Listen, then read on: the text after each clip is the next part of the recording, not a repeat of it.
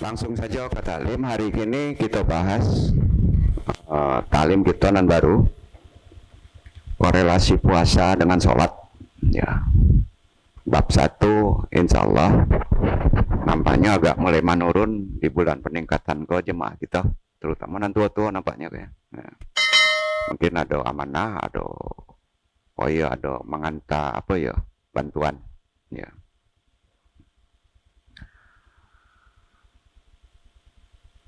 Takai dari bulan Syawal juga, insya Allah ini penting ya untuk nan mudah-mudah kajinya, korelasi puasa, hasil puasa dengan sholat. Bab 1. Assalamualaikum warahmatullahi wabarakatuh. Waalaikumsalam warahmatullahi wabarakatuh. Jazakumullah khairan katsira. Berdoa hadirin. A'udzubillahi minasyaitonirrajim. Bismillahirrahmanirrahim. Sama-sama diikuti, sama-sama saja. Asyhadu alla ilaha illallah wa asyhadu anna Muhammadur Rasulullah. Allahumma sholli ala sayyidina Muhammadin nabi ummi wa ala alihi wa sahbihi wa salim. Astaghfirullahal ghafurur rahim. Astaghfirullahal ghafurur rahim. Astaghfirullahal ghafurur rahim. Ilahi anta maksudi warid loka matlubi atini mahabataka wa ma'rifataka zikir tahara la ilaha illallah la ilaha illallah la ilaha illallah la ilaha illallah Muhammadur Rasulullah. Diikuti ilaha dinia asyolihi Ila dinia sholihi wa ilaha droti wa ila hadrati Nabiil Mustafa Muhammadin Nabiil Mustafa Muhammadin sallallahu alaihi wasallam sallallahu alaihi wasallam bil barakah wal karomah bil barakah wal karamah Syekh Abdul Qadir Waliullah Syekh Abdul Qadir Waliullah bi syafaat Nabi Muhammad bi syafaat Nabi Muhammad bi iznillah. biiznillah. Ya Allah, Ya Allah, ya Allah, ya Allah, ya Allah. ya Allah, Innaka ala kulli syai'in qadir. innaka ala kulli syai'in qadir. Niat lurus takdi hajatina. Wabil khusus ila ruhi juriyatihi wa khususon ila ruhi muslimin wal muslimat. Al-Fatihah. A'udzubillahi minasyaitonirrajim. Bismillahirrahmanirrahim. Alhamdulillahirabbil alamin. Arrahmanirrahim. Maliki yaumiddin. Iyyaka na'budu wa iyyaka nasta'in. Ihdinas siratal mustaqim. Siratal ladzina an'amta 'alaihim ghairil maghdubi 'alaihim waladdallin. Allahu akbar, Allahu akbar, Allahu akbar, la ilaha illallah, wallahu akbar, Allahu akbar, walillahil hamd. Allahu akbar, Allahu akbar, Allahu akbar, Allahu akbar kabira walhamdulillahi katsira wa subhanallahi bukratan wasila. La ilaha illallah wallahu akbar. La ilaha illahu wa la na'budu illa iyyahu mukhlisina lahudin.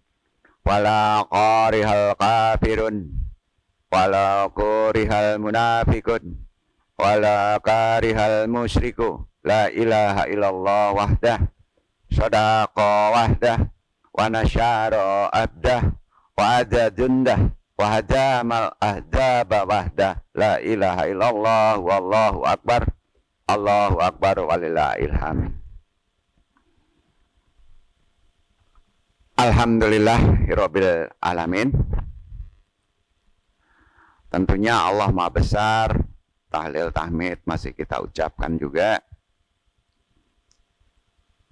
Tiada Rob selain Allah. Dengan keesaannya dia menepati janji tentunya menolong hamba dan memuliakan bala tentaranya serta melarikan musuh dengan keesaannya. Tiada Rob selain Allah. Tentunya Allah Maha Besar. Allah Maha Besar dan segala puji hanya untuk Allah. Subhanaka ilmalana ilama alam tanah innaka alimul hakim. Rabbi sari-sari wa yasiri amri wa kuludata milisani yahqau qauli. Ya Allah, ya Rabb, lapangkanlah untukku dadaku, mudahkanlah untukku urusanku, uraikanlah simpul pengikat lisanku, agar pentaklim dan yang ditaklami bisa memahaminya. Wajali wadiram min ahli Rabbana amrina min ladunka ar-rahmah wa ilana min amrina rasyada. Rabbana laludrika qulubana bada'il haitana wa hablana min ba'dunka ar-rahmah innaka antal wahhab. Tidak lupa selawat dan salam tentunya kita aturkan kepada junjungan kita Nabi besar Muhammad sallallahu alaihi wasallam beserta pengikutnya sampai akhirul zaman. Ikroman wa tadiman wabil khusus iwan ya ma'ala rahimakumullah. Para jamaah hadirin ulama anal qurama wa masyaikh anal aija wa bi muqaddimal murobil hadan mahad asyatid al-fatah, tentunya guru kita Sohibul Qadilah, para ikhwan akhwat yang andung talimi wa baduh. Bismillahirrahmanirrahim. Kita sama tahu kita masih memasuki bulan Syawal. Ya. Arti Syawal kan peningkatan ya. Arti Syawal itu peningkatan. Jadi bukan turun. Ya. Harusnya naik ya. Tentunya ningkat apa? Bukan ningkat maksiatnya ya, ningkat ibadahnya kan ya. Nah. Maksud peningkatan itu kan ketakwaan meningkat. Atau yang lebih penting kalau diandung itu peningkatan kesadaran ke perkara rohani. Ya, insya Allah. Jadi di bulan ini kan kelihatan aslinya nanti, Pak. Itu bahasanya. Kita kerasa puasa kita gimana, gitu. Kelihatan aslinya. Itu bulan Syawal. Kalau di bulan Ramadan terjadi peningkatan amal ibadah, kan ningkat amal ibadah kemarin ya. Wajar kan? Kenapa wajarnya? Interaksi aja. Kenapa kok bulan Ramadan kita ningkat ibadahnya? Kenapa kok jadi wajar kita meningkat? Mungkin bahasanya gini. Karena di bulan Ramadan para setan jahat dibelenggu. Kan gitu kan? Pintu-pintu langit dibuka, pintu-pintu neraka ditutup. Yang gawatnya gini. Orang lain pada ibadah nggak enak kita kan. Maka kita meningkat. Nggak enak itu. Ya. Nah di bulan Syawal ini semua kembali normal kan? Betul? Nggak ada kemarin yang ngerokok siang hari kan? Timbul pertanyaan. Supaya jangan kelihatan aslinya gitu. Di Syawal puasa kita berhasil atau enggak? Kelihatan aslinya di Syawal. Bisakah kita ibadahnya tetap meningkat sebagai ibadah kita di saat bulan Ramadan? Kan pertanyaannya gitu. Berat ya? Kita pun jadi bisa introspeksi diri kan? Apakah selama ini kita rajin beribadah karena bulan Ramadan atau karena Allah semata? Nah itu masalahnya. Jadi kita rajin ibadah itu karena Ramadan. Nah hati-hati menggeser Allah loh. Itu akidah. Setuju nggak? Itu akidah tuh, poinnya tuh. Setelah 1 bulan penuh kebersihan jiwa selama bulan Ramadan, maka di 1 Syawal kita kan merayakan apa Pak? Idul Fitri. Ya, Idul Fitri. Sejatinya yang namanya Idul Fitri bukanlah perayaan kemenangan. Paham itu? Umumnya orang kan menang, maka berhak merayakan. Sebab saat itu kita tidak sedang menang melawan setan kan? Ketangkep nggak? Ayo. Gimana Idul Fitri merayakan kemenangan melawan setan? Why? Karena saat itu setan kan dibelenggu. Halo? Kan dibelenggu. Logika dong. Itu ada di Quran loh. Dan sekali lagi dong kasih tahu. Dan juga bukan kemenangan melawan hawa nafsu. Kemarin kan Korin katanya. Kenapa? Sebab gini, di saat bulan Ramadan hawa nafsu sedang dilemahkan kan? Nggak makan, nggak minum, nggak kawin siang hari kan? Kan dilemahkan. Karenanya merayakan Idul Fitri pun hanya disunahkan 1 hari oleh Allah. Karena bukan untuk merayakan kemenangan. Cuma 1 hari. Secara berjamaah 30 hari individu selama bulan Syawal harus mentakbirkan Allah. Sunnahnya kan gini.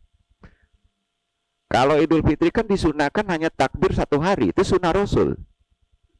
Tapi individu harus 30 hari. Sedangkan merayakan Idul Adha, sunnahnya, ada tahu Pak, takbir tahmidnya 4 hari. Itu sunnah. Itu hadis syahid itu. Jadi Bapak kalau Idul Fitri itu 1 hari. Sunnah Rasul. Takbirnya. Makanya sering malam aja sehari kan. Sudah itu besok hilang. Padahal besok Idul. Kalau Idul Adha harus 4 hari sunnahnya. Itu perbedaannya. Itu sebabnya takbir Idul Fitri pun hanya disunahkan selama sholat Id. Sedangkan takbir Idul Adha hingga 4 hari lamanya. Itu hadisnya sahih. Ya. Jadi Idul Adha lah yang lebih layak disebut sebagai hari kemenangan. Kenapa begitu?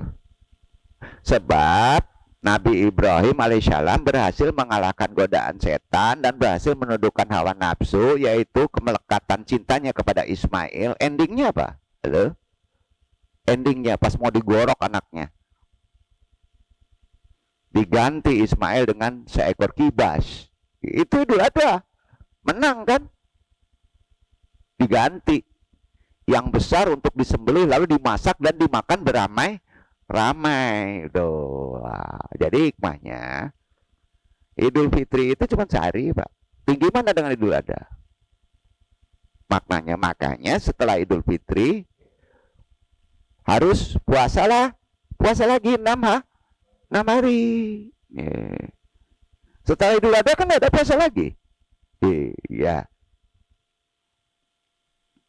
Karenanya bisa juga disebut Idul Adha adalah hari raya makan-makan. Ya kan? Betul kan? Idul Fitri kan jarang yang makan-makan di masjid, Pak. Idul Adha kenal banyak daging, makan rame-rame. Ya. Berbagai daging hewan mesti rame, Pak. Bersama tentunya kaum duafa, fakir miskin, anak yatim. Itulah hari raya yang penuh dengan kemenangan. Jadi kalau tanya, hari raya Idul Fitri tidak termasuk hari raya kemenangan. Hari raya membocorkan dan masuk lagi hari raya meningkatkan. Hari meningkatkan kembali ibadah kita dengan puasa Syawal. Maka kemenangannya berada di Idul Adha. Sepakat? Sepakat ya. Jadi berbeda kan dengan Idul Fitri yang mana kita hanya dikasih space 1 hari. Space-nya kan 1 hari. Untuk merayakannya. Setelah itu langsung kan disunahkan untuk segera saum sunnah Syawal 6 hari. Ya. Nah, karena itu yang namanya Fitri memiliki makna apa? Fitri itu memiliki makna membelah. Membuka.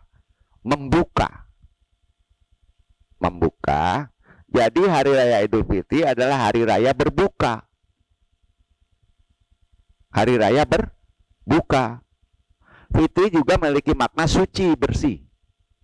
Ya. Suci karena Idul Fitri adalah bermakna hari merayakan tentang kebersihan jiwa.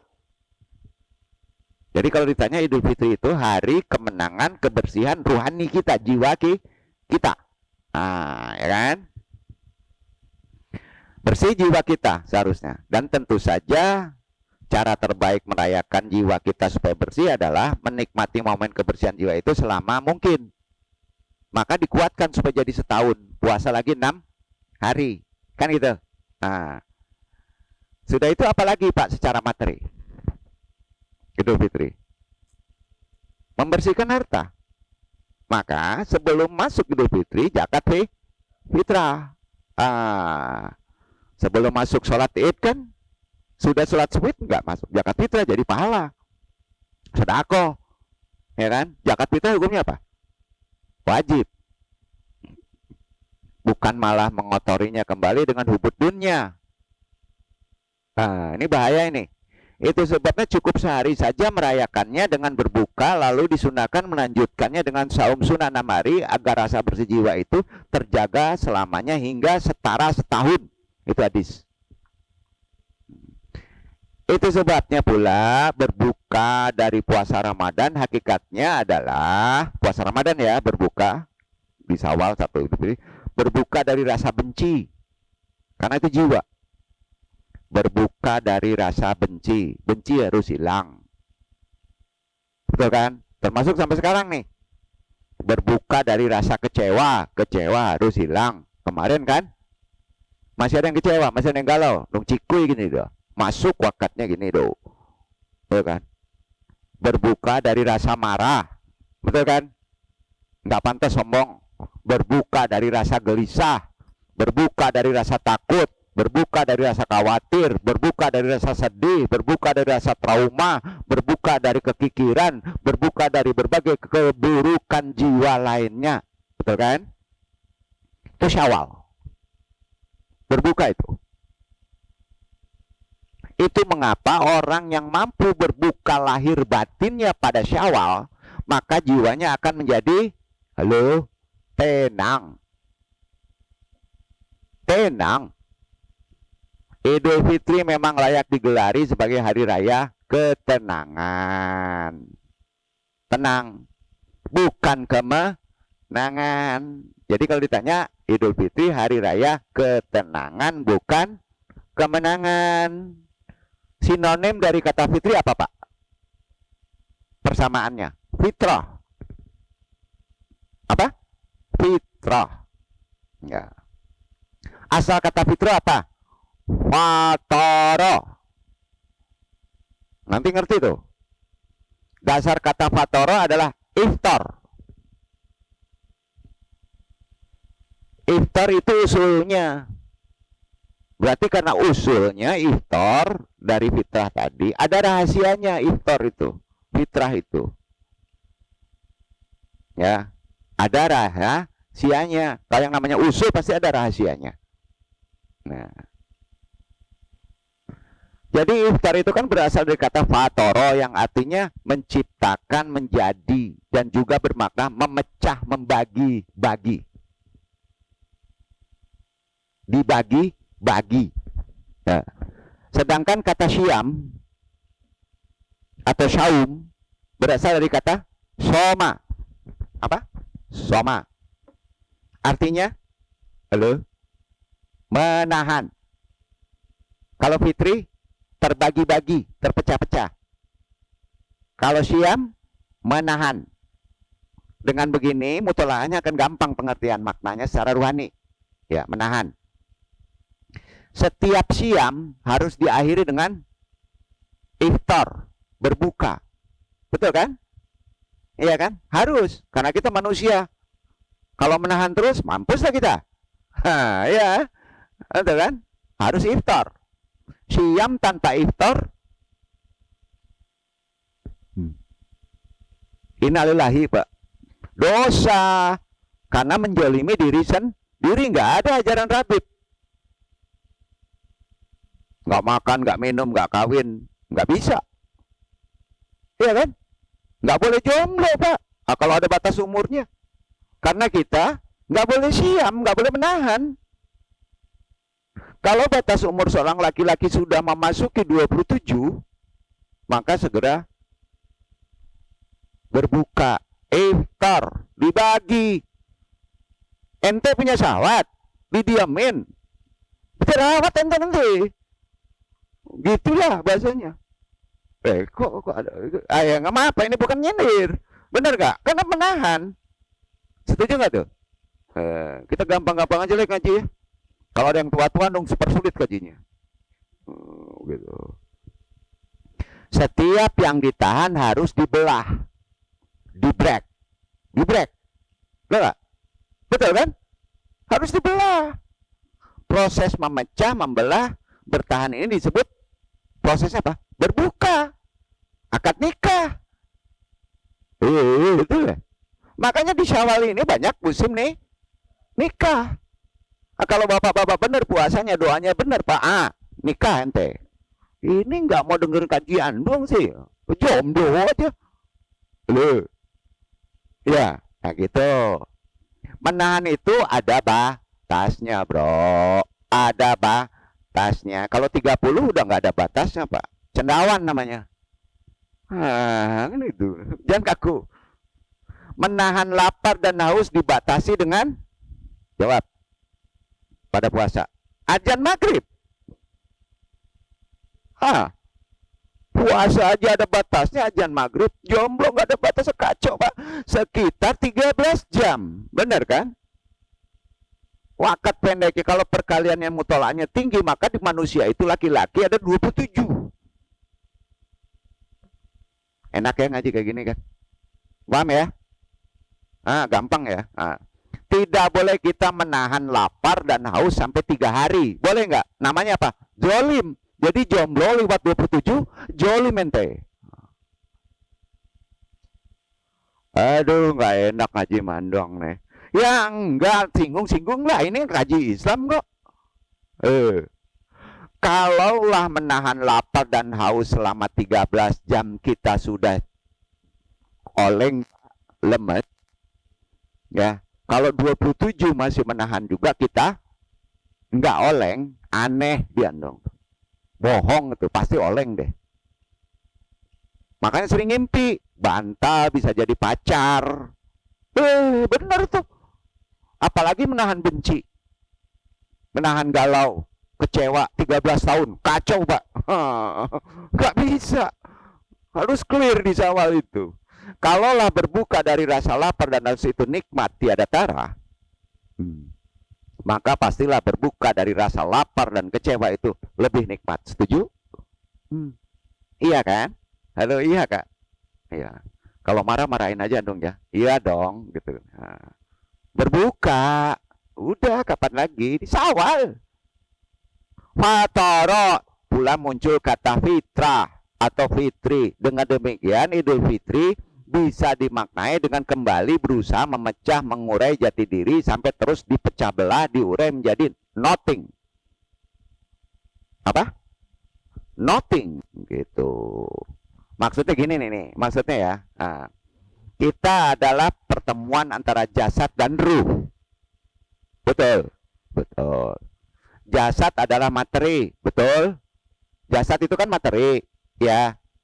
Jika materi dipecah, jika materi diurai, maka ia menjadi, jawab,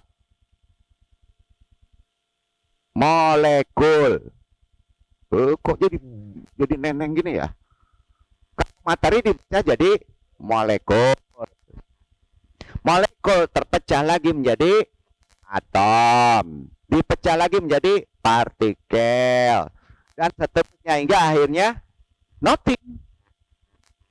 Nggak ada. Nothing, zero. Kecuali yang tersisa ruh yang ditiupkannya. Jadi tubuh manusia itu nol. Hakikatnya hanya ruh dari Allah. Maka ruh itu adalah ciptaan Allah. Jangan ruh jadi Allah. Benar gak? Ngaco ini ngajinya. Betul kan? Badan ini nothing. Itulah makna dari sering kita lakukan la ilaha illallah, la ilaha illallah. Nggak berat badan itu, nggak berat galau itu. Kalau la ilaha illallah nggak berat penyakit itu, karena bisa dipecah. Setuju? Setuju. Aduh, mahal kaji ini. Jadi yang namanya kembali ke fitrah itu tadi, kembali ke kosong, cari yang baru. Ketawa dia. Kan iya, cari yang baru ya. Iyalah. Sebuah kondisi di mana ruh kembali menjadi pemimpin. Kan gitu kan? Bagi sang tubuh. Kan seharusnya bukan tubuh memimpin ruh. ruh jadi pemimpin, yaitu ketika ruh menjadi driver dan leader bagi sang pikiran, bagi perasaan, prasangka, jasad penampilan. Hebat ente. Ngapain pikiran gak punya kita, ada pemimpinnya ruh. Tanya pikiran punya ente. Pikiran bukan kita itu.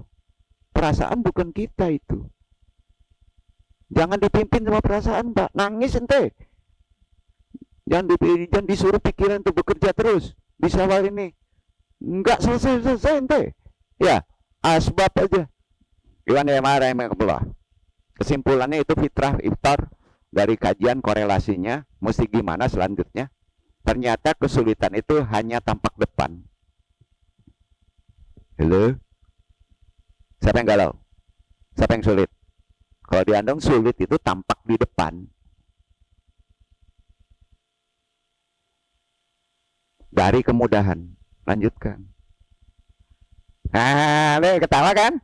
Nah, interaksi aja. Kesulitan itu tampak di depan dari kemudahan. Setuju?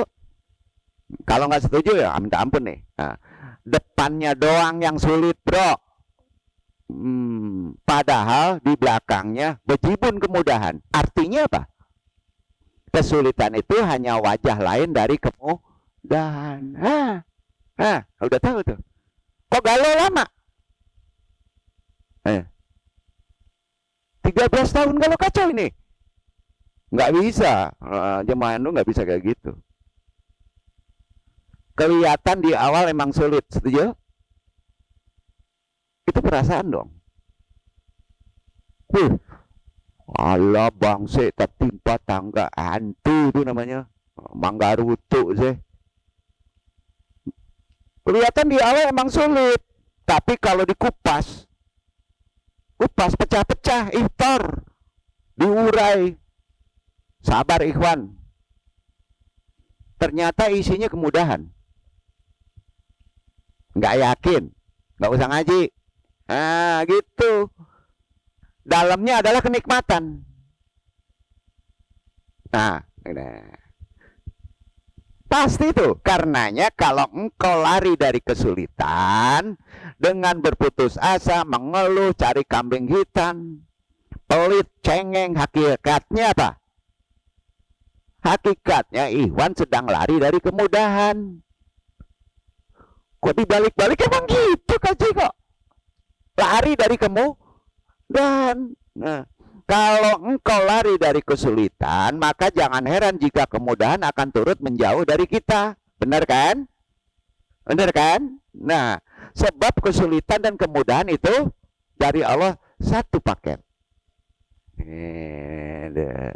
Cuman kesulitan uniknya ditaruh di depan. Udah ada gampang. Besok kalau ada galau nungciku aja pisau. Tang gitu ya. Sepaket Pak. Dengan berputus asa, mengeluh, cari kambing hitam, pelit, cengeng. Aneh nih. Dia udah jelas sepaket. Nggak percaya dengan ajaran Islam. Sumbernya Quran itu. Ya sudahlah. Ya sudahlah. Kalau engkau mengeluhkan kesulitan, galau kesulitan, maka kemudahan menjadi enggan menunjukkan dirinya di hadapan kamu. Benar tuh. Karena ia tersinggung si bang keluh itu. Keluhan itu. Tersinggung. Sesungguhnya kesombongan kamu aja itu. Karena nggak berilmu. Nah, sorry. Sulit dan mudah hadir bersamaan, bro.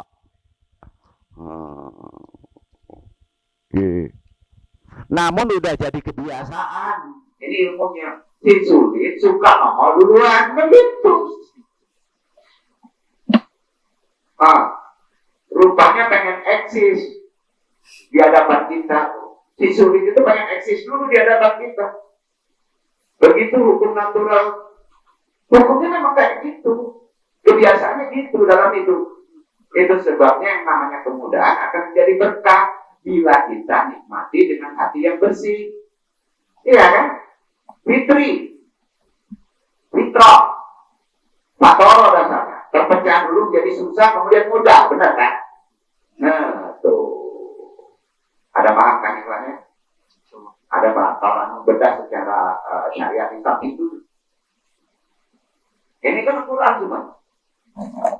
Dan anehnya kalau iftarnya mudah didudukkan, ya, dimudahkan akhirnya susahnya lama loh, gawat itu. Namanya mustahilah. Nah, tugas si kesulitan itulah yang akan membersihkan hati kita, maka didulukan. Sampai enggak? Menggugurkan dosa kita, itu Quran. Sepakat nih? Ya dong, sepakat. Jadi kalau ada sulit motif lu gimana? Semoga saya bentarik ikhwan Anda yang ditaklimi di bulan peningkatan Syawal ini bisa bersabar menikmati setiap menit kesulitan. Enak hati. Ya gitu ya. Karena ujungnya insya Allah nih ya, dan sampaikan itu sepaket ya, insya Allah kita sedang mempersiapkan diri untuk menikmati segala detik dari beragam kemudahan. Subhanallah. Karena Allah berfirman, perhatiin, ini firman Allah ya. Quran surat Al-Imran surat 3 ayat 149 bagian 7. Ada yang baca Alhamdulillah Bismillahirrahmanirrahim. Fa'idha janta tawakkal Allah innallaha yuhibbul mutawakkilin. Kemudian apabila kamu telah membulatkan tekad, maka bertawakallah kepada Allah. Sesungguhnya Allah menyukai orang-orang yang bertawakal kepadanya. Jadi kalau terasa kesulitan panjang, serahkan kepada Allah, tawakal, sabar. Paham? Tak bisa dong, ini harus diselesaikan. Selesaikan gimana? Diperintahnya sabar. Panjang pun akan terantok setan. Itu sebabnya selama masih resah, susah, diuji, bukan diajar ya. Harus berserah. Harus berserah kepada Allah. Karena Allah sangat senang kepada hamba-hambanya yang memiliki tekad yang bulat, berserah diri kepada Allah, tawakal. Allah menyukai orang-orang yang bertawakal kepadanya kan. Itu Quran. Sehingga menjadi wajar bila orang yang bertawakal itu masalahnya cepat dibereskan oleh Allah. Masalah ini langsung ke HP Pak. Jadi kalau bapak-bapak diputus sama gacuannya ya, itu ya, gacuannya ya. Jangan cari bantuan Pak. Kalau cari bantuan pada perbandingan kan. Ada perbandingan nggak tanya? Tawakal. Pasrah itu berserah. Enggak susah. Nah, itulah ranah kecerdasan kita berpikir.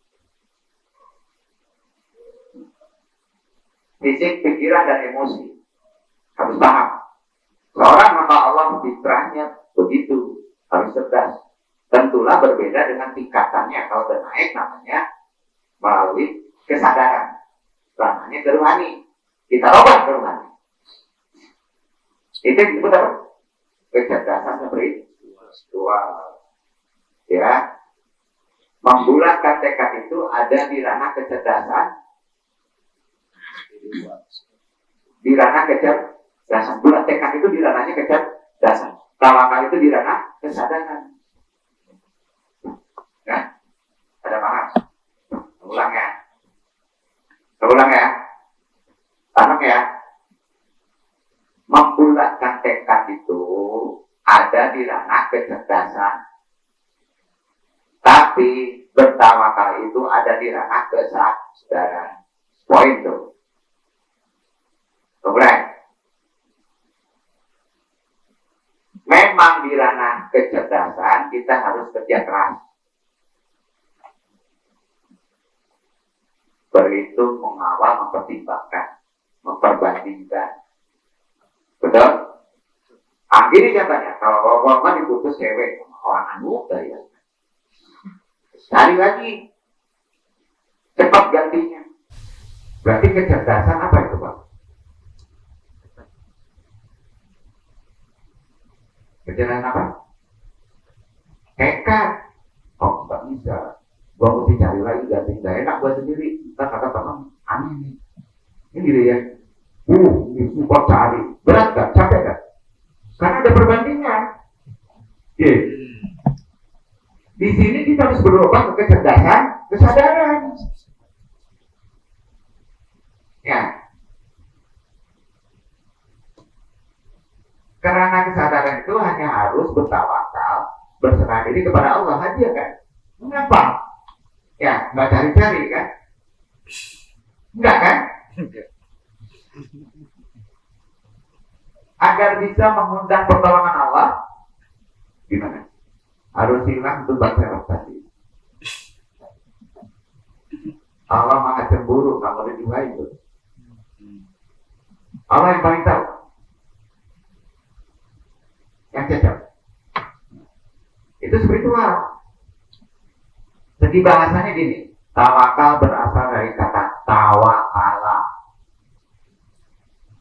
Memiliki arti menyerahkan. Tanya apa arti tawakal? Menyerahkan, mempercayakan, mewakilkan. Betul kan? Ya. Kamu udah mewakilkan sama orang itu. Udah. Seharusnya kita berdiri kan? Duduk-duduk aja kan? Jadi punya banser. Tuh apa wakil? Enak tuh namanya. Marah lo itu. Karena seorang yang bertawakal kepada Allah adalah seseorang yang menyerahkan, mempercayakan, mewakilkan segala urusannya kepada Allah. Setuju? Oh pulang, sudah selesai itu. Tapi gampang kalau diatur. Tapi kok tak pernah berhasil tuh? Jangan dikecewa. Udah bantu aja anak yatim. Kirim tuh. Berapa? 46. Perlu kasur. Perlu apa lagi? Dipan. Nggak mikir. Kok ada ya? Sampai ya? Coba kembangin teh satu-satu. Menungginya teh. Kok bisa ya? Itu tawakal. Gitu juga kita cari istri. Cuma tawakalnya nggak murni. Kalau sudah bertawakal kepada Allah, contoh tawakal apa sih? Inna sholati wa nusuki wa mahyaya wa mamati lillahi ta'ala. Sholat tuh. Apa lagi? Inna lillahi wa inna ilaihi raji'un. Tawakal tuh. Yang pengennya la haula wa la quwwata illa billah. Oh, enggak bisa. Astagfirullahaladzim, gua diputusin. Mana tawakal itu? Cengeng itu. Nah, sehingga kalau kita sudah mengerjakan itu, kita ngerti ilmunya, kita lama-lama. Jangan lagi kita mengawal kinerjanya. Jangan mengawal, kalau kita udah ngomong tadi, mengawal kinerja Allah. Jangan. Oh berarti kalau sudah tawakal kita nggak boleh ada ikhtiar? Nggak boleh. Itu spiritual. Duduk kan nih? Duduk kan nih? Tapi ingat memakai tawakal itu kalau sudah spiritualnya bawa belur. Susah dulu. Benar kan? Ya, jangan mengawal Allah. Sehingga jika Allah kita anggap lalai, na'udzubillah min dzalik. Maka apakah kita akan protes untuk menegur Allah? Masa kita tawakal protes kepada Allah? Oh nggak bisa nih. Kita tawakal, usaha kita Allah tetap aja rusak. Ya Allah, saya tetap dengan sian orang rumput alum misalnya ya. Kalau nggak awas loh.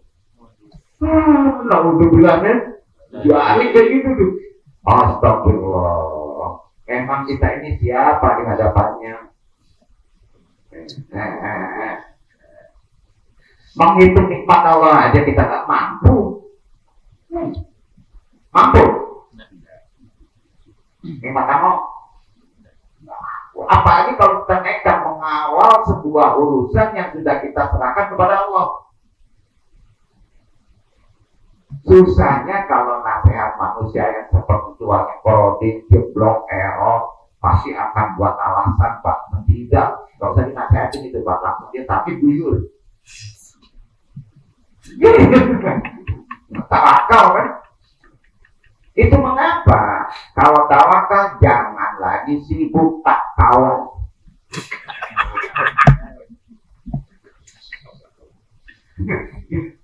Benar nggak bahasa Anda enggak? Ya. Kalau sudah diserahkan jangan diresahkan, benar nggak? Jangan diresahkan lagi. Kecuali bagi orang-orang yang masih meragukan kemampuan Allah, nggak mau kan?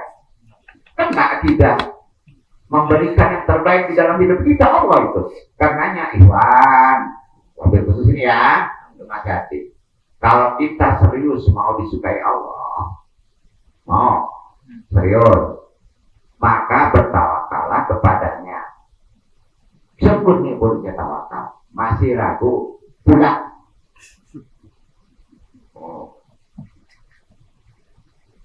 Gak usah hidup kalau masih ragu. Takut hidup, mati sajalah, gampang. Gak usah hidup. Takut hidup, mati sajalah, gampang. Karenanya Allah berfirman di Al-Quran surat Al-Baqarah, baca itu. Tuh baca. 191. Baca dulu 191. Baca. Itu tawakal. Ini terkait masalah kita pada fitrah kita instan. أعوذ بالله من الشيطان الرجيم بسم الله الرحمن الرحيم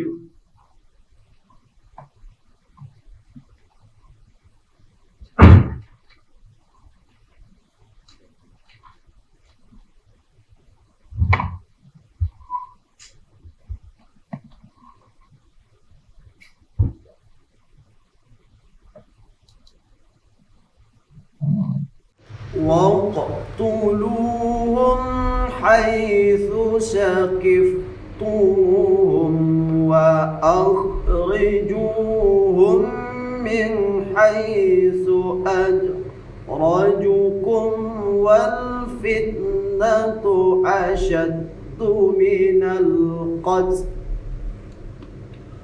ولا تقاتلوهم عند المسجد الحرام حتى يقاتلوكم فيه فإن قاتلوكم فاقتلوهم كذلك جزاء الكافرين.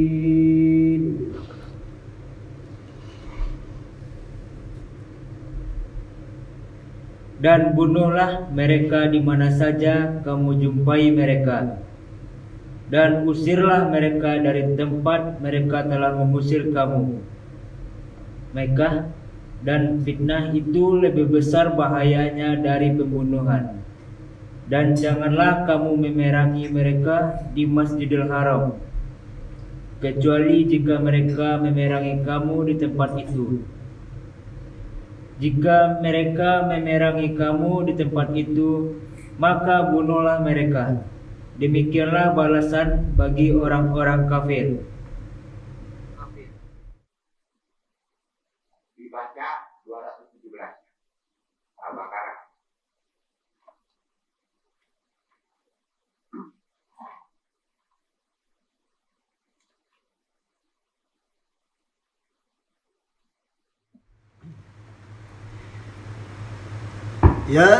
يسألونك عن الشهر الحرام قتال فيه قل قتال فيه كبير وصد عن سبيل الله وكفر به والمسجد الحرام وإخراج أهله منه أكبر أكبر عند الله والفتنة أكبر من القتل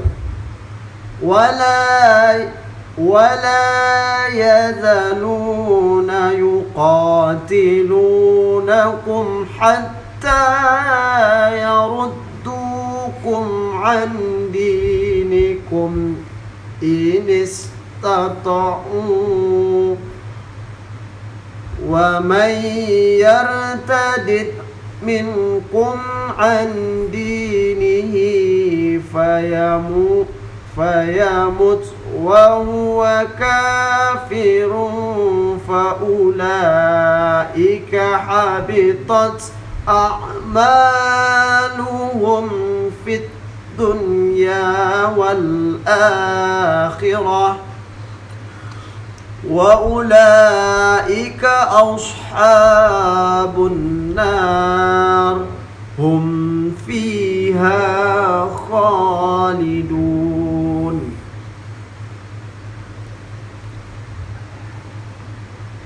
Mereka bertanya kepadamu tentang berperang pada bulan haram. Katakanlah, berperang dalam bulan itu adalah dosa besar. Tetapi menghalangi manusia dari jalan Allah, kafir kepada Allah, menghalangi masuk Masjidil Haram dan mengusir penduduknya dari sekitarnya, lebih besar dosanya di sisi Allah. Dan berbuat fitnah lebih besar dosanya daripada membunuh. Mereka tidak henti-hentinya memerangi kamu, sampai mereka dapat mengembalikan kamu dari agamamu kepada kekafiran. Seandainya mereka sanggup, barang siapa yang murtad di antara kamu dari agamanya, lalu dia mati dalam kekafiran, maka mereka itulah yang sia-sia amalannya di dunia dan di akhirat, dan mereka itulah penghuni neraka. Mereka kekal di dalamnya. Kalau boleh Anda mentafsirkannya kaitannya dengan tawakal begitu. Karena kita nggak mengerti memahami tawakal, serahkan boleh-bolehnya kepada Allah. Kita terus mengandalkan asbab, kekuatan kita, komunitas kita, pikiran kita akan kena fitnah. Paham ya? Itu terjadi orang-orang Yahudi di Yerusalem sekarang kan. Itu kena fitnah. Itu sebabnya karena nggak ngerti yang namanya tawakal, orang zaman now lebih mudah bosan hidupnya dibandingkan orang zaman old. Dulu. Padahal saat ini hiburan jauh lebih banyak dan cepat kan. Banyak hiburan sekarang. Cepat tadi Pak. Sampai ke satu titik di mana hiburan menjadi tak punya taring lagi yang kuat untuk mengusir kebosanan. Seseorang yang menerima banyak informasi tanpa pengalaman, maka ia biasanya akan menderita kebosanan akut yang menyesakkan dada. Gitu. Akhirnya ia mencari hiburan. Tidak ada hiburan yang paling menghibur kecuali menerima informasi baru setiap harinya. Kan gitu. HP jadi pacar. Semakin ekstrim informasinya, maka semakin menghibur. Benar gak? Akhirnya ia pun menjadi kecanduan informasi. Nah, itu zaman now. Betul, bapak-bapak, kecanduan informasi semakin ekstrim, semakin asik. Walaupun itu hoax. Ini kalau nggak cerdas kita kacau ini. Dajjal di sana Pak, kecanduan informasi bisa sangat mematikan.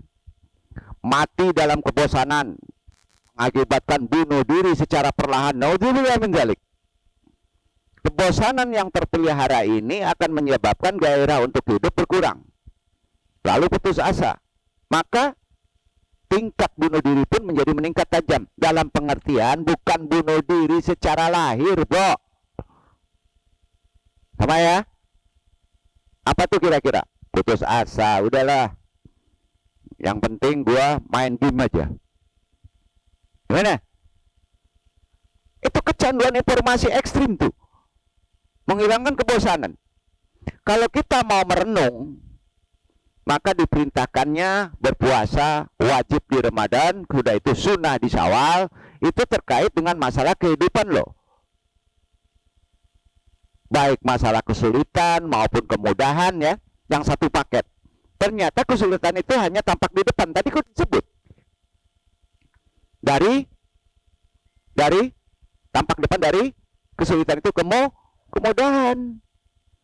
Depannya doang yang sulit, bro. Padahal belakangnya ada bejibun kemudahan. Artinya kesulitan itu hanya wajah lain dari kemudahan. Kelihatan di awal sulit, kan dulu disebut. Kalau dikupas sudah jelas. Kalau kita lari, hakikatnya menjauh dari kemudahan. Ini sama dengan kalau kita sakit hati, sama dengan ya, kita sakit hati ya, sejatinya bukanlah karena kita disakiti. Ini supaya beres pikiran kita ya. Sejatinya bukan kita disakiti, tapi seringkali karena kita tidak sadar, sudah memilih untuk sakit hati dikala disakiti. Manusia kan sudah milih. Aduh, gampang aja nih ya, milih aja. Sakit hati itu pilihan, bro. Tanggung jawab di kita milihnya. Benar nggak? Ini nggak enak nih. Gue disakit hati sama si Anu katanya. Itu kan milih. Ya sakit hati lah. Maka di sini akan timbul yang namanya fitnah. Nah, ingat yang namanya fitnah lebih kejam daripada pembunuhan. Dalam konteks ini ya, fitnah yang dimaksud di sini bukanlah fitnah seperti yang ada di Kamus Bahasa Indonesia. Enggak. Artinya kalau Kamus Bahasa Indonesia, perkataan bohong tanpa berdasar kebenaran disebarkan dengan maksud menjelekkan orang lain, menodai nama baik, merugikan kehormatan orang. Bukan itu. Fitnah yang dimaksud dari Quran tadi, yang dibaca tadi kan, nah, adalah fitnah agama, fitnah kepercayaan, bukan memfitnah manusia. Contoh fitnah agama, apa kira-kira? Fitnah agama itu apa, Pak? Bukan fitnah manusia ya. Oh, gue diputusin, sialan itu karena ngomongan orang. Pusing tuh, Pak. Nanti gue pelet aja. Kalau guru ruhani itu udah bosan, pasti main pelet aja, Pak. Karena nggak terjangkau pola pikirnya. Fitnah agama itu adalah mencampur baurkan yang hak dengan yang batil dengan dalih toleransi. Itu fitnah agama. Hak batil dicampur aduk dengan maksud toleransi. Itu fitnah agama. Udah pintar tuh. Toleransi adalah baik, tapi harus berilmu. Mencampurkan yang hak dan yang batil adalah keburukan. Betul kan? Nah, sedangkan mencampurkan yang hak dengan yang batil dengan dalih toleransi adalah fitnah yang lebih kejam dari pembunuhan. Paham? Itu maksudnya. Contoh ya, kita contohin. Fitnah agama adalah seorang tokoh mengatakan begini, bahwa semua agama sama. Bahaya itu. Lebih berat dari membunuh. Contoh lainnya, melakukan akad nikah Islam boleh di gereja. Bahaya itu. Contoh lain, vokal grup non muslim yang bersenandungkan Asmaul Husna di masjid. Bahaya itu. Bahaya itu. Ini Al-Quran yang ngomong. Al-Baqarah ayat 217. Baca coba. Baca lagi. Baca lagi, ulang lagi, agak keras ya, 217. Artinya aja, jangan dibaca ini, artinya aja. Mereka bertanya kepadamu tentang berperang pada bulan haram. Katakanlah, berperang dalam bulan itu adalah dosa besar. Tetapi menghalangi manusia dari jalan Allah, kafir kepada Allah, menghalangi masuk Masjidil Haram, dan mengusir penduduknya dari sekitarnya, lebih besar dosanya di sisi Allah. Dan berbuat fitnah lebih besar dosanya daripada membunuh. Mereka tidak henti-hentinya memerangi kamu, sampai mereka dapat mengembalikan kamu dari agamamu kepada kekafiran.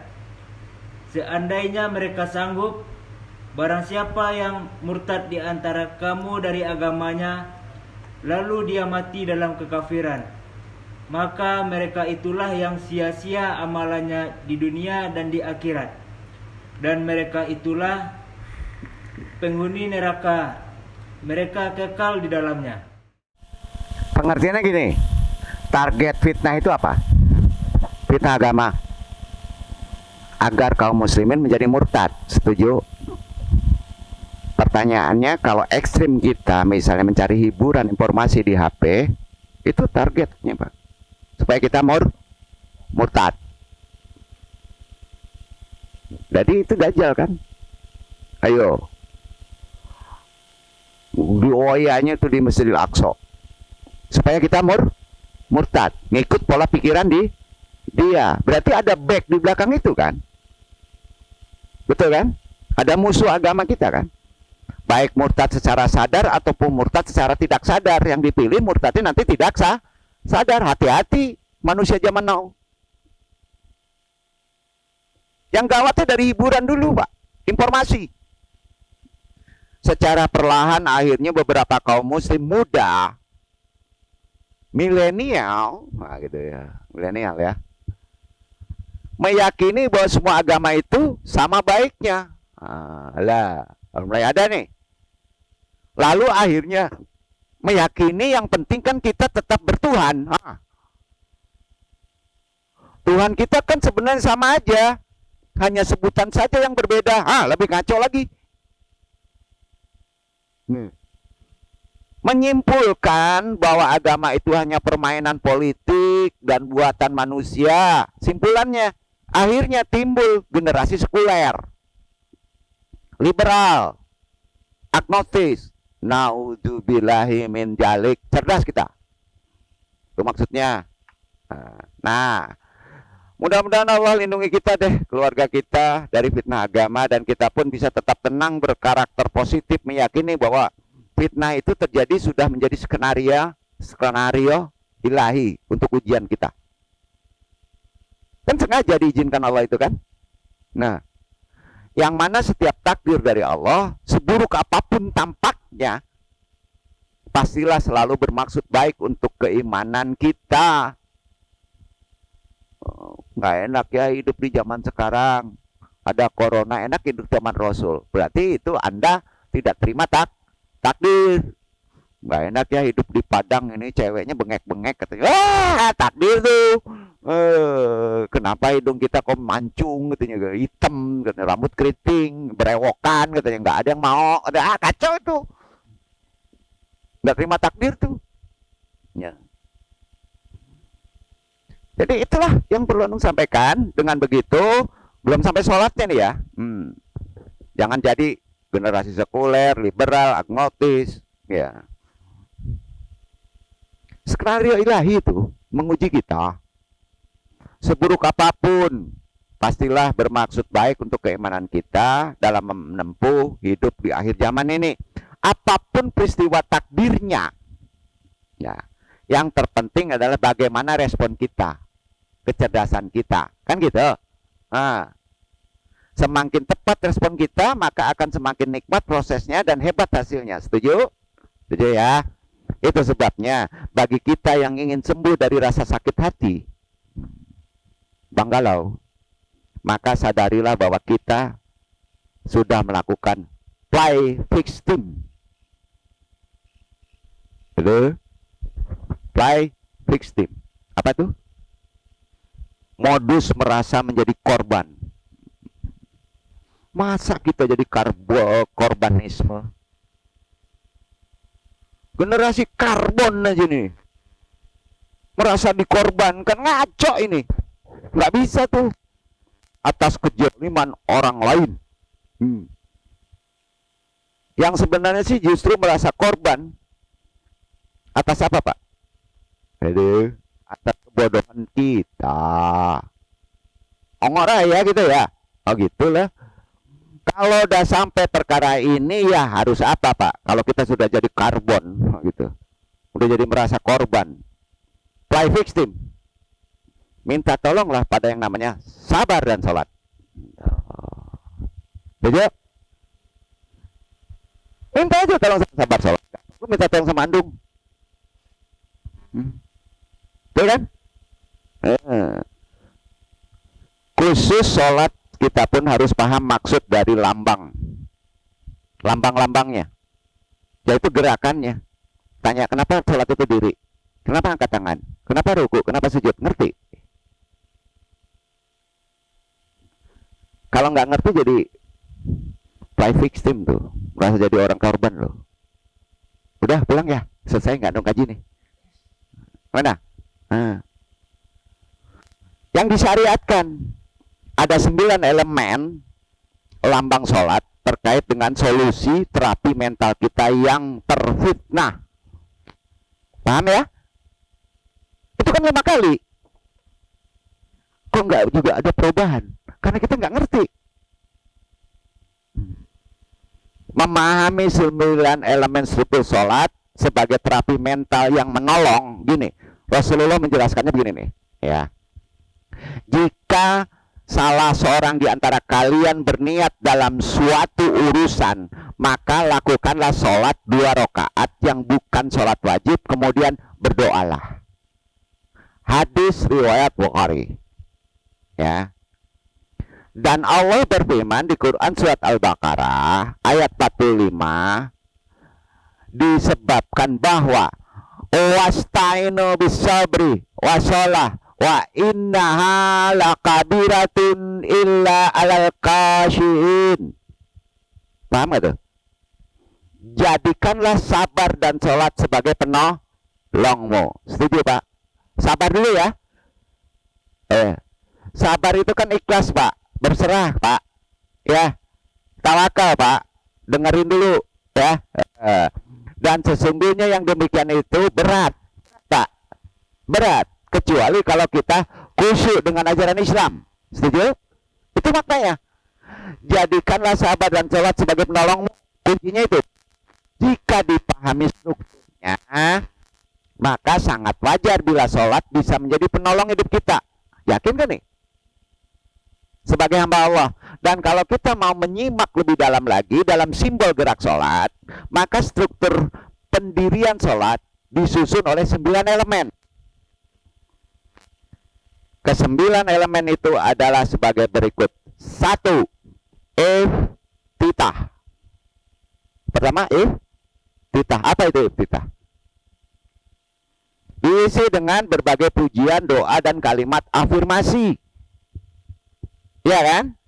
Salah satu contoh kalimat afirmasi di iftitah adalah, sesungguhnya aku hadapkan wajahku kepada wajah yang menciptakan langit dan bumi. Apa kira bacaannya? Ini wajhatu wajhiya lilladzi fataras samawati. Dan aku bukan termasuk golongan orang musyrik. Kan gitu. Itu iftitah. Yang kedua, 9 elemennya.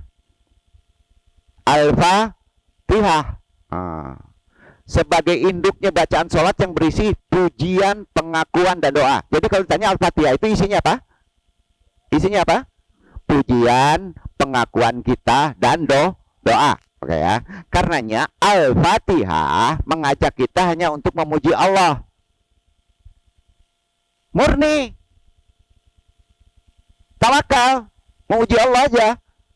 Karena hanya Allah yang pantas dipuji. Setuju? Setuju.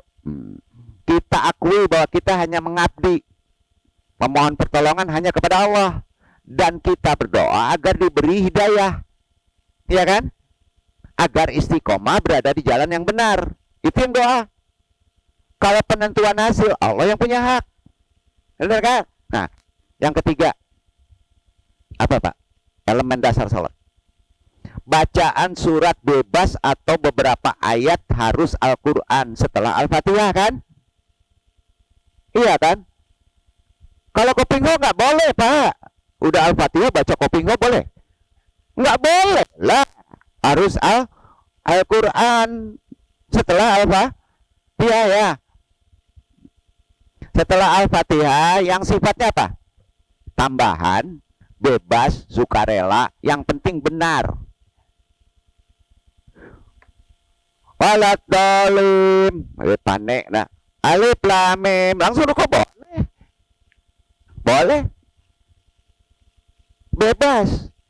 Tambahannya itu ketika sedang sholat sunnah sendirian, maka sesi elemen ini, baca surat ini bisa dilakukan murojaah. Apa itu? Yaitu memelihara, mengulang surat di Al-Quran yang sudah kita hafalkan. Ya kan? Murojaah. Keempat apa kira-kira? Setelah baca surat Al-Fatihah, ruku.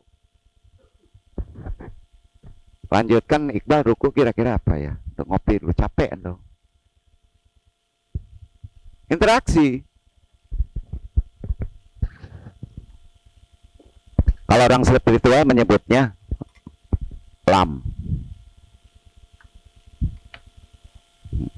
Ya. Tapi kalau disebut lam aja udah selesai. Alif lam. Tegak lam. Mim gitu. Sujud udah selesai, pulang katanya. Bingung ente. Ruku, elemen ketulusan sinergi semesta. Keren ya. Elemen ketulusan sinergi semesta. Ketika kita ruku, hakikatnya kita sedang memuji dan mengagungkan Allah atas berbagai ciptaannya yang keren-keren. Ruku, kami itu sholat. Berbagai ciptaan yang keren-keren, yang dalam elemen ruku ada fungsi leadership. Apa itu leadership? Fungsi kekhalifahan. Benar nggak? Di ruku ada fungsi kekhalifahan. Karenanya ketika kita ruku, maka semua hamba Allah itu sejajar. Saling berlomba menuju Allah, bersatu, bersinergi untuk merasakan kebesaran ilahi. Itu sebabnya ruku mengajarkan kita untuk menghormati iya kan? Nggak ada di atas, nggak ada suku, nggak ada hantu, nggak ada belau. Sama, menghormati alam semesta juga. Iya kan? Anjing mentang-mentang haram main pukul aja, nggak bisa Pak. Kalau jahat iyalah. Karena kita sama ciptaannya. Jadi yang namanya ruku intinya mengajarkan ketulusan. Bersinergi dengan sesama. Jangan saling hina. Sebab semua kita adalah ciptaan Allah yang maha agung dan maha terpuji. 5. Sudah ruku? Ittidal. Betul? Ittidal. Apa sih ittidal itu? Pengakuan bahwa pujian Allah melampaui langit dan bumi. Benar? Itu sebabnya ketika imam berkata Allah maha mendengar bagi siapapun yang memujinya, maka makmumnya apa? Jawabannya ya Rabbana. Betul? Bagimu segala puji dari seluruh langit, dari seluruh bumi, dan dari antara keduanya, dan dari segala sesuatu setelah keduanya. Sehebat apapun ciptaan Allah, tentunya kita harus akui bahwa Allah lah yang paling hebat. Itu makna ruku. Sejajar kita. 6. Kemudian apa setelah ruku? Setelah itidal, bukan ruku, itidal. Sujud. Ini paling tinggi Pak. Kira-kira sujud apa? Keikhlasan.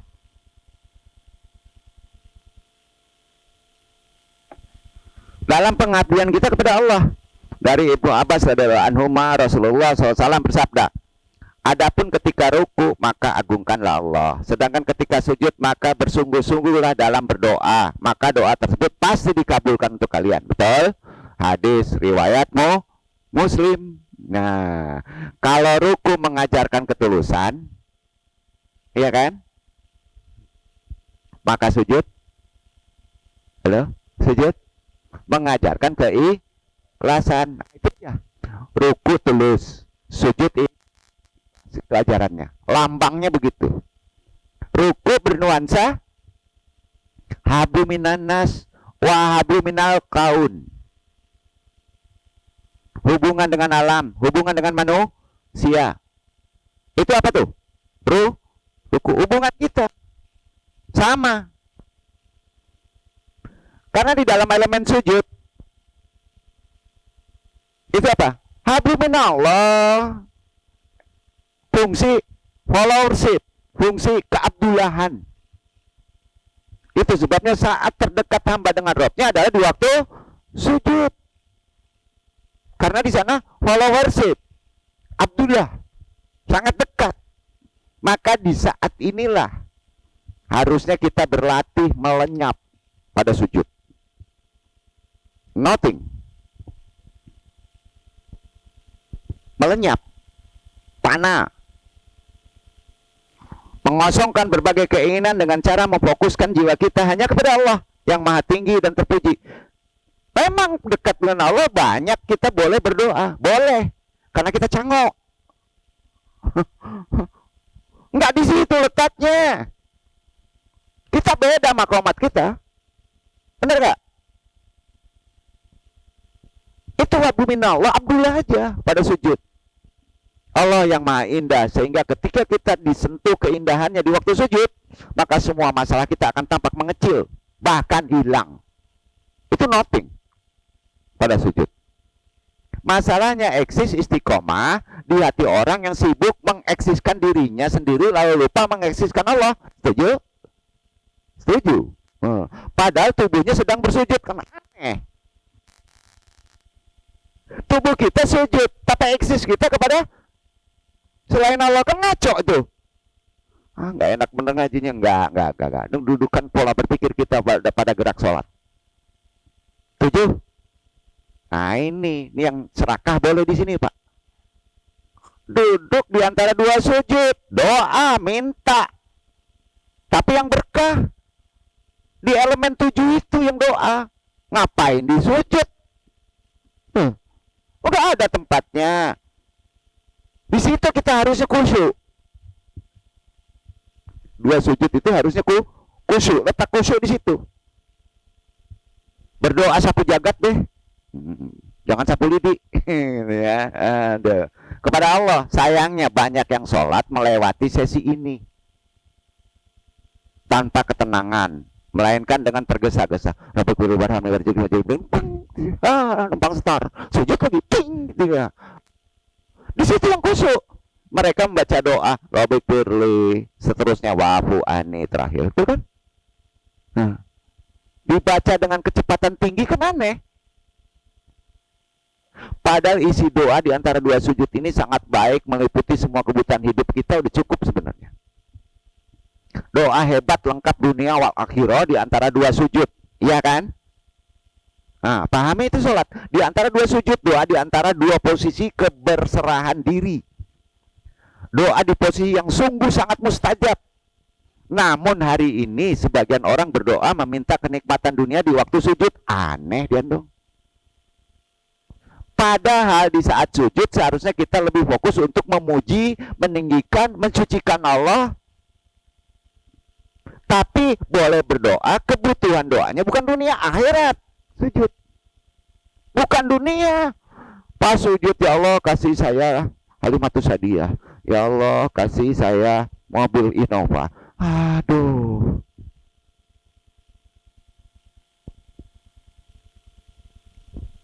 Akhirat Pak. Misalnya doa agar diwafatkan dalam husnul khotimah. Ya. Dari Abu Hurairah, Rasulullah bersabda, keadaan seorang hamba paling dekat dengan Robnya adalah ketika ia sedang sujud, maka perbanyaklah berdoa saat itu. Doa kemana tuh? Hadis riwayat Muslim. Bukan minta dunia. Minta waktu di akhirat, selamat neraka, ya nggak masuk neraka, mati husnul khotimah. 8. Percepat. Kan 7 udah. Elemennya 8 apa Pak? Duduk tahiyat. Disebut tasyahud. Sebagai bentuk apa? Penghormatan, kesaksian kepada Allah dan Rasulnya. Kesaksian pada Allah dan Rasulnya. Itu aja. 9. Lalu terakhir, salam. Simbol apa? Empati bro. Untuk menebar manfaat keselamatan kepada semesta. Orang yang bermanfaat berguna untuk orang lain setelah sholat. Itu salam. Maka kalau udah sedekah salam. Kalau didoain salam. Betul kan? Waalaikumsalam. Itu agak sombongan Pak. Udah selesai loh. Salam aja. Sesama makhluk. Sadarilah kalau kita mudah sakit hati karena memang itu pilihan kita ya. Mudah galau karena kita memilih galau. Sebab ketika kita sudah menyadarinya, minta tolong pada sholat sudah, maka kita akan lebih mudah untuk memilih tidak sakit hati ketika setuju? Apabila kita tatkala ada orang menyakiti kita, sakit hati atau lapang hati, jengkel atau jengkol atau memaafkan gitu kan, menjadi marah atau tetap ramah, pilih ya. Jika kita memilih untuk menyalahkan orang lain, menyalahkan diri sendiri, maka hampir sama saja efek buruknya untuk jiwa kita. Diri kita nggak boleh juga disalahkan. Intinya kan judulnya gini, menyalahkan akan melemahkan jiwa kita, betul? Tetapi jika kita memilih untuk mengakui kesalahan diri, ingat perbedaannya ya. Menyalahkan diri dengan mengakui kesalahan diri beda bro. Beda nggak? Atau memaafkan kesalahan orang lain, maka akan menguatkan jiwa kita dan akan sangat meringankan beban hidup kita. Ramadan udah berlalu. Bulan memiliki dorongan yang kuat hasilnya terhadap jiwa agar mampu memilih yang terbaik di antara banyak pilihan. Betul kan? Itu Ramadan. Pilihan jadikanlah hasil dari Ramadan sebagai bulan iftar. Bulan berbuka, bulan boleh memilih, yaitu berbuka dari rasa kecewa, berbuka dari rasa marah, dendam, trauma, putus asa. Sudah. Masih galau juga. Bingung. Sudahkah? Kan gitu. Karenanya memaknai kalimat imanan wa ihtisaban itu sisi etos kerja.